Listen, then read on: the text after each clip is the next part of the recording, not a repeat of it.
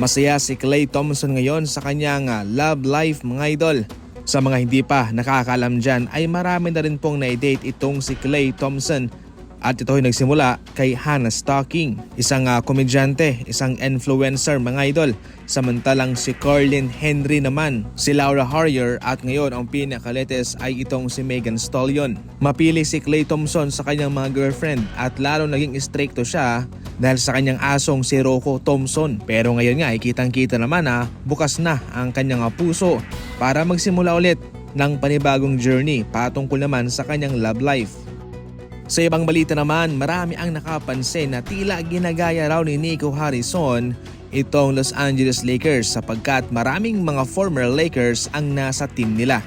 Siyempre si Anthony Davis, Max Christie, si D'Angelo Russell, samantalang si Jason Kidd naman bilang head coach, si Frank Vogel bilang assistant coach, si Phil Handy at si Mike Penberty.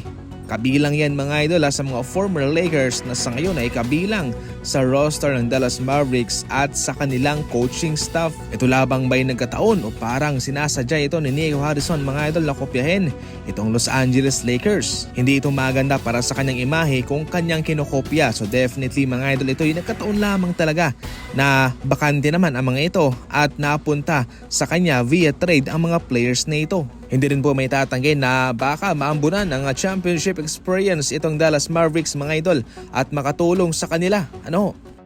Sa iba mga balita naman, tahimik lang itong Miami Heat ngayon pero sila ay maraming tinatarget na mga star player. So far simula nang umalis si Jimmy Butler sa kanila ay wala pa silang nakuhang certified star player na mangangasiwa at mangunguna sa kanila. Si Bam Adebayo ay kilalang sidekick kay Jimmy Butler samantalang si Hero ay pangatlong option pa rin ang turing. Kaya sa ngayon ay nahihirapan sila sa kanilang panibagong role bilang mga main man sa Miami Heat. Sa ngayon ay hindi nga raw itinatanggi na itong Miami Heat ay nagbabantay lamang sa mga manalarong ito. Ayon sa NBA insider na si Bovada, eto number 1 si Ja Morant sa kanilang listahan na mayroong malaking odds. Sumunod itong si Lauri Markkanen, Zach LaVine, Domantas Sabonis at si Jamal Murray. Samantala, considering na maraming option si Al Horford sa kanyang lamesa at pinag-iisipan din niya ang posibleng pagre-retiro na lang.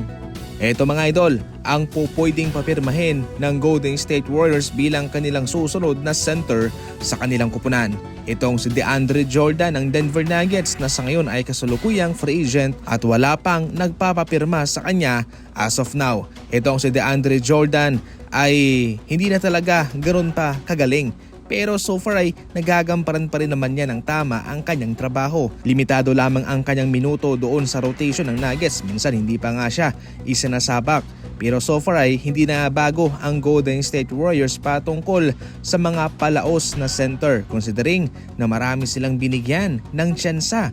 Isa na si JaVale McGee na minsan ang inamin na mukhang babagsak na raw ang kanyang karera. Pero so far pagkatapos na kunin siya ng Golden State Warriors ay nagpatuloy pa rin naman siya sa NBA at nagkampiyon pa. Kung sakaling mabibigyan lang siya ng mahabang minuto itong si Jordan, siyak na marami pa siyang magagawa.